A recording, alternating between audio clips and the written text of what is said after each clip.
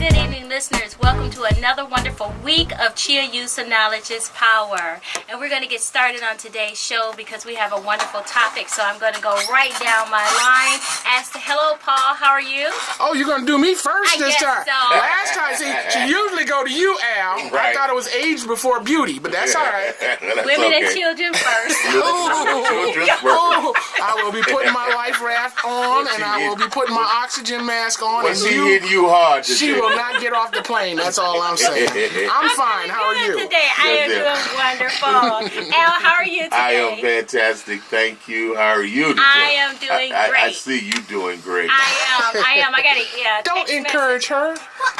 He's not. He's just telling the truth. I got a text from my uncle today. He invited the family over for dinner on Sunday. Sunday. Yeah, so free food. I'm in. Yes, free food. Yeah, I'm in. Free food. So I'm looking forward to it. Okay. So listeners, tonight, if you're interested in our topic, a parent's role as their child's first teacher, please give us a call at 810-239-5733. Again, the number is 810-239-5733. Tonight in our studio, we have April B. Matthews. She is an educator of 21 years for the school district of Beecher Community Schools, where she was raised and attended. Currently, April is a multi-tier system facilitator at Dailey Elementary School. As American schools create curriculums to prepare children to globally compete with other countries, parents must understand their roles in helping their child academically and emotionally. Parenting has its challenges, but when you realize that you're your child's first teacher, this can help ease the academic barriers your child may be experiencing in school. And we do know for some of the parents, your children went back on Monday, but most children go back after the holidays. So I am so happy and so thankful to have Miss Matthews here. So welcome. Thank you. How are you? I am doing great. You ready? Yes, ma'am. All right. Let's talk about a parent's role as a child's first teacher. What a lot of parents, I would say younger parents, don't understand that they are a child's first teacher. And being that child's first teacher, it is your responsibility to know certain things for your child when school starts. There is no, and I tried to implement this at one school, but we kind of fell apart. But there is no checklist. If there is, correct me. No checklist to say when my child goes to preschool, they should know this, they should know this, and they should know that. Is there such thing as a checklist for that? There has been development of those type things. But now, nothing, now. But a lot of these parents know, they think that once a child goes there, then it's somebody else's responsibility to teach them their ABCs. It's their responsible that a child can count 1 through 20. And sad to say, it's somebody else's responsibility to teach them how to spell their child's name, which we already know that some children have some difficult names that's not phonetically spelled correctly. Exactly. It's just however the parent has decided the child name should be spelled. So when we're talking about Dailey Elementary kind of go to school, or the district of Beecher goes to school differently than some of the schools. And something you have is a balanced calendar. Tell me what is a balanced calendar. Well, you know what? We started August 13th. Okay. Which was the second week of August. And a balanced calendar is typically where we would normally have 12 weeks out for the summer. You could only have 8 weeks or less out for the summer. And then we have what's called intersessions during the school year. Like our first break would be in October. We would have 2 weeks out in October. And then come back, and then we'd have the regular holidays. You have the regular holidays. But it's just a way of keeping the students engaged in academics. Yes. And also during those time of intercession, students are allowed and can be signed up during that period of time. What most parents and most individuals don't know, the reason why kids didn't go to school in the summertime is because we used to live on farms. So therefore the kids used to have to what? harvest the food. Yes. They had to work in the fields. But when the Industrial Revolution came around, there was no reason for kids to be out during the summertime because then we had machinery that did it. So we haven't caught up since the Industrial Revolution, and that goes back into the 20s or the 40s, somewhere around there. So we haven't really evolved much on the academic level, except for teaching a lot of stuff that our kids don't need to know to survive. Right. I'm saying that from an educator standpoint, but the time period in which kids should be enrolled in school, we haven't really moved past the Industrial Revolution. And what most parents don't understand or individuals don't understand, it is a state requirement for kids to go to school or for a school to be open for a certain amount of days. Yes. How much is it? How many? 181 days. 181 days. Yeah. And so when we have those snowstorms, you know, I remember when I was teaching 6th grade and one year we had so much snow we had to close so many times that we ended up staying, school session was longer to account for those days. You have to make those days up. Yes, we had to make those days. Yeah, we had to do that. So school is about to start session for Dailey. And you start with the 4th? We started on the 13th. Oh, you started on the 13th. So we're dating for, I think some of Flint public schools go back on the 4th. Some private schools went back on this Monday, this past Monday. So what should a parent know when enrolling their child into school on the first day? And we're talking just for your district. I know for our district, the qualifications, most schools already have their own enrollment packet. So along with the enrollment packet, you have to show proof of residency, birth certificate, immunizations, up-to-date immunizations.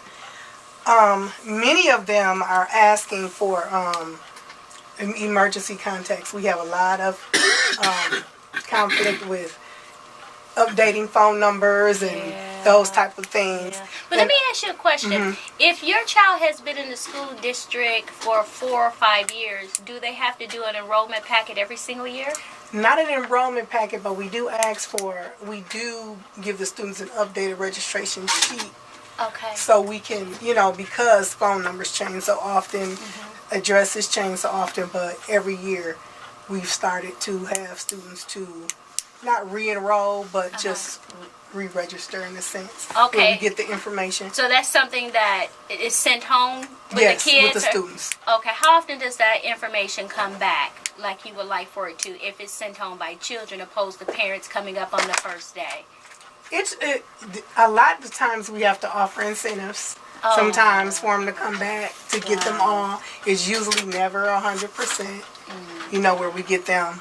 But we do our best to make sure that we have them fill out, like if we have open house, those types of things to make sure that, So parents, please, this is something so important.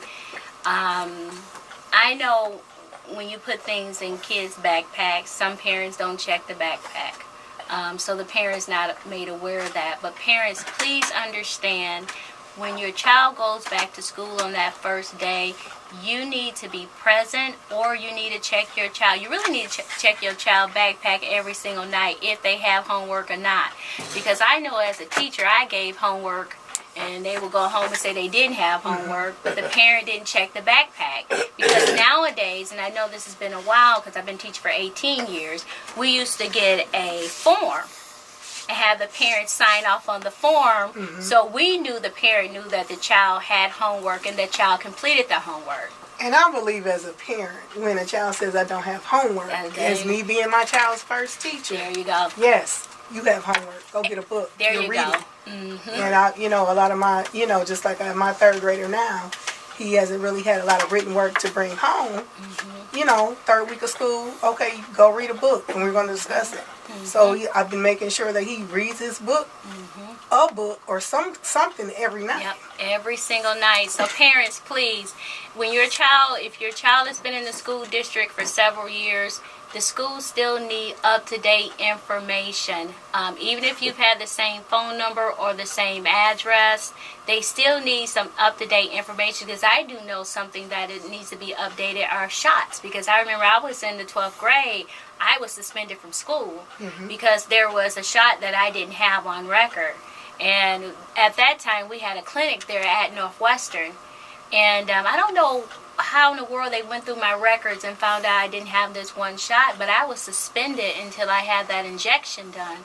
So parents, I do know that that is something that you have to keep current with your children. I do know that's something that you may need to take up to the school to show proof that your child has taken those shots. But you said a proof of residency. Explain why you have to have a proof of residency. Proof of residency in your district, because we have schools of choice where there's a period of time where if you don't live in the district where you want to send your children, there's an opportunity for you to attempt to enroll your child in a different school district. But if you want your child to go to the school, you have to have a proof of residency to prove that you live in the district where you want them to go. Well, I didn't know that. Yeah. And if the child does live in your school district, they can't necessarily be turned away because they live in the district. Okay. And that leads me to another thing that we request from students who are first, at least hired in kindergarten, because they've only been in school a year or so. We also request the 2-year behavior report as well, just so we can have some kind of background to know if the student is, has any That's difficulties scary for with most behavior. parents. So, and that's one of the things that the other school districts use in that choice app. So if you turn in a choice app, like I live in a different district, but I want to go to another school, that's one of the reasons why they request the behavior report, because they can say no. Wow. Because your behavior report is not up to That's not a form of discrimination. Even though I understand from a school district perspective, but I also understand from a parent perspective, because they looked at my son, who's now 27, but they looked at his, they would not allow him in the school. And it wasn't that I wasn't his first teacher. He just decided to do some things that when he went around mama, he decided to lose his mind. Right. So, yeah, he did have a nice little record in high school.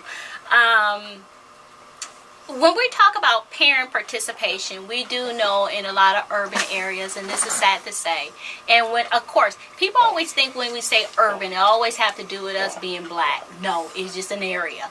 So, and it's also a mentality as well. But we do know in a lot of urban areas, we don't have a lot of parental participation, which is very sad, because we really need that in order to help these children. So what type of parental participation do you require or you request of a lot of parents from the students from your school? There aren't any stipulations, but like I said, as myself as a parent, I need to know my child's teacher. First, you have to keep that line of communication open with your child's teacher, and at least let that be the least that you do. Have an open line of communication. And now with teachers, they have different apps that they use to keep in contact with parents, different email, text messages, different apps that matter of fact, I have 3 that I'm on with my kids now that I can check, and and another thing is also to teachers send out newsletters, just being aware of what's going on in the classroom, and also get involved with the parent. We have a parent group at our school. Getting involved with the parent group, we have fundraisers, we have after school activities, workshops during the day and the evening. So just kind of trying to participate in something so that you're visible. That's true, because that's very important, because I do find that most parents who participate in a child's learning, you don't have problems with those children. It's normally the ones who parents are not visible until the child gets in trouble. And then that's the parent who's normally cussing at everyone, when they haven't responded to any of the teacher phone calls, normally because the number has been disconnected or changed, has not been updated, or they're in denial about their child's behavior, or if they really don't want to have anything to do with what's going on. Another thing I really think, as far as that goes, like I say, keep the lines of communication open with the teacher. If the student knows that mom, dad, and teacher are on the same page, they're less likely to... Very much so. ...to hinder that. Yes. It's almost like a child, period, in a two-parent home, or if they're with divorced parents. They're going to find the weakest link and try to play that weakest link in order for them to get what they want. So if they know... And it's another thing that goes about... Parents, be careful about the type of conversations you have around your children. Yes. Because I have been to schools to go up and talk to, and this is from a professional standpoint. We'll go in the office to talk to somebody in the office, and the kid is right in our business. And I turn around and I look at the child. And the thing is, it's not so much for me to look at the child. It's already telling me that adults are talking adult conversations in front of children. So when they come to school and they are in the midst of adults talking, they think it's normal. Right. And another thing that I do find is that when in the household, when they use a lot of profanity, when they yell and scream at a child, or when that child has a lot of responsibility as to raising other siblings in the classroom, that child brings those behaviors into the school. So they want to talk to that teacher like an adult, because they're adults at home. And they don't understand when a person talks at a lower tone in a respectful way because they're being disrespected. And that's where we home. come in, even as teachers, to be compassionate and know that is what the children have to deal with, and not, hold them. We have to hold them accountable for their behavior. However, we have to handle it in a way where the student knows that that's not correct. That's you true. have to correct it. That's true, and that comes from teachers being aware. Teachers being aware, and we do have some teachers who don't pay attention to a lot of those warning signs, because we do have a lot of children that are dealing with a lot of things in the school system that I'm so grateful and thankful for how I was raised. Right. And then to go into the school system and see a lot of things that are happening, you just like, wow, what happened? Why didn't somebody else see this? Because when I was teaching, we had two sisters, and one was in the kindergarten, I think the other one's in the second grade, and one of them has syphilis. And we didn't understand how this little girl has syphilis around her mouth. Right. And so one of the second grade teachers, probably first grade teacher, this was around Thanksgiving at that time, they ended up going to court. And the teacher ended up getting custody of the two girls over Thanksgiving break. But come to find out, the boyfriend, was sexually assaulting the little girls. And the little girls would never say anything because they were threatened not to say anything. Right. But that teacher was being aware, paying attention to a lot of things. And what a lot of people don't understand, that cultural differences is really true. I mean, I remember when my son was at this white child care, and he used to sing this song. My mother-in-law is apostolic. I'll never forget this, Al. Okay. And he went to this one daycare. And at this apostolic church, they used to sing, somebody need to catch on fire, and burn with the Holy Ghost. Well, that baby had went to school after church service that next day. He was singing that all day at child care. They wanted to kick him out of child care because they thought he really wanted to set somebody on fire. Really? However, the lady that was in the kitchen, she went to church and she was able to explain to the director what that song meant. So we do know that there's cultural differences in the schools. So that goes back to what I'm saying, is that we as educators do have the right to call Child Protective Services if we do see that something is going on. However, it's kind of different now because we got some people in the school system who really don't understand the difference in some of the things, and Child Protective Services is being called a lot more than what they should, and then when we should have them called, they're not being called. Wow. Yeah, we got a lot of things going on Yes, because there's a difference between abusing and getting your behind beat because you didn't do something right. Right. My grandma would always say how we were spanked would be considered child abuse today, but it made us better people. Yes. You know, so I'm so glad I'm not raising a child in this day and time because I would be clink clink locked up. Again. Again. Say again. You already know. I thought they cleared that. We say again. Oh, callers, if you're interested in this conversation, please give us a call at 810-239-5733. Again, the number is 239-5733. With the Center for Higher Educational Achievement, which is an adult learning center for adults 25 years of age and older, what my goal is not just to educate the parent on what they need to know academically for them to get a job, but it's also to tie it in to help the children. Because we have a lot of adults that are at the same early elementary level as their children in the K through 12 schools. We start at the 0 grade level for adults.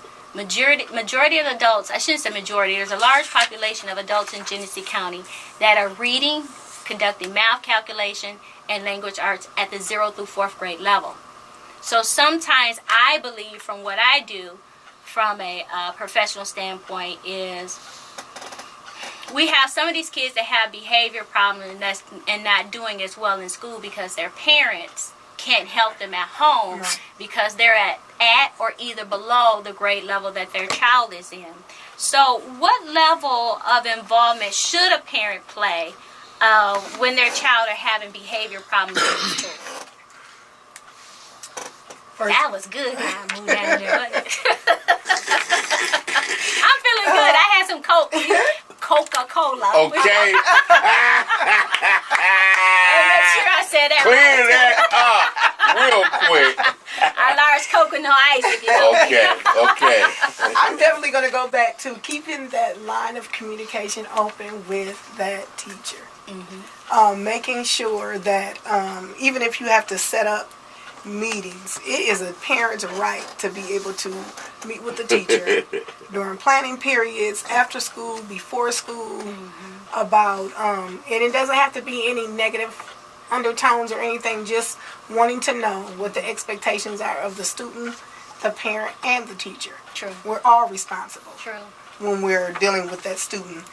And I think that if, like I said before, if a student knows that mom has this expectation, dad, teacher, and I have a job to do, I have something that I need to do as well.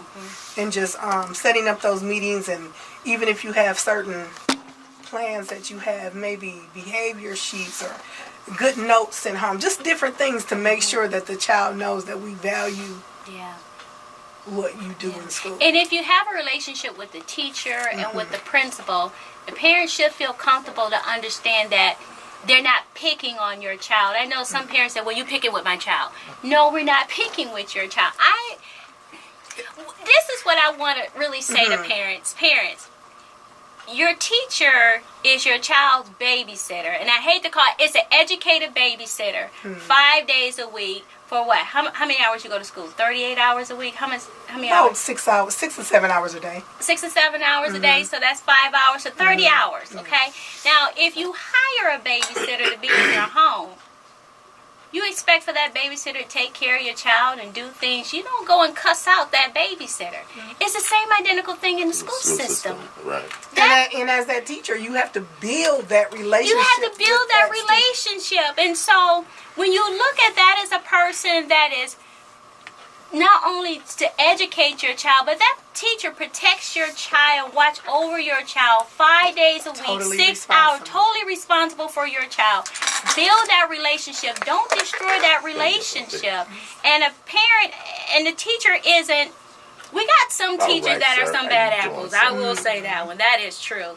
But as a whole, teachers do want you to be a part of the child's classroom and the learning environment. Yes. And the more we can have parents participate in the classroom, then we will have less problems with a lot of these children who aren't diagnosed with a medical problem. You got to call. So we have special education children. Callers, Thank you. So, caller, please forgive me. Thank you for calling in. What is your question for tonight? I forgive you. This is Pastor Trail, Cal. I just happen to be cruising down Pearson Road and listening to y'all conversation. Well, is that a good conversation? You're very good. It caused me to stop and think about disciplinary of children in school and opency between parent, teacher, and the child. Yes. We need to go back to that some kind of way. We need to amend the procedure application of schoolroom ethics and change that. Go back to the old way of doing things. Because your grandmother, your mother said it right. We put something on your behind. But I'm 77 years old, and I still remember my sixth grade teacher. And back then they were spanking your hand before they went to your behind in junior high school. But anyway, keep up the good. It's good information. Thank you so I learned much. something, especially about that School of Choice Act. I think they were a little lucrative with that act when they put it on the books. Because we had to go to school in our district back in the 50s. If I lived in the, as you say, the hood or the urban Jameson Street area, I had to go to the elementary school, irregardless of my parental desires or what I wanted to do. I think they're a little laxed on that parental desire to go whatever school you want to go to. I think you're going to have company in jail. Restrict you from, not restrict you, but give you open occupancy to go wherever you want to go, you know. And, but you're doing a great work. Thank you so very much. Now, I didn't get the name of you, the facilitator, and what's the name of your program? I'm Dr. Will Strozier. Are you calling about the name of the radio show or for the Adult Education Center? Well, the radio show. It's called CHIA, Use of Knowledge is Power. And the reason why it's called Use of Knowledge is Power is because we've been taught to believe that knowledge is power, but it's not. It's the use of knowledge is where the power comes in. So the purpose of the show is to share knowledge from professionals in order for people to become knowledgeable of information in hopes they will use it in order to better their lives, their family lives, and the community around us. Well, that's good because I'm on Saturday mornings at 8 a.m. Let's talk about it. That's our theme. And I'd like to, if you could leave your phone number with Uncle Al. I surely will. I sure appreciate it, and I'll get back with you. Thank you so much. I'd like to have you a guest on my show. Thank you so much. All right. Alrighty. Keep it on. Thank you. Bye-bye. As he was saying, no, we can't spank kids in the school. I know I used to get swats. I still remember the teacher that swatted me for being late. Just being late to class, I used to get swats all the time till it was just like you got used to a whooping. So I'm going to go do this because I know I'm going to get a spanking anyways. But yeah, a lot of things we do need to implement, but we have a lot of laws that we have to follow now that doesn't allow us. So am I good on time or am I running out of time? 3 minutes. So let's get one thing real quick. Children who have IEPs. I just want to touch just a little bit on students with IEPs and making sure parents have those updated like they're supposed to. So can you briefly explain an IEP? Well, an IEP is an individual education plan for a student who is developed for a student who needs special education. And when it comes to that, there's a team created.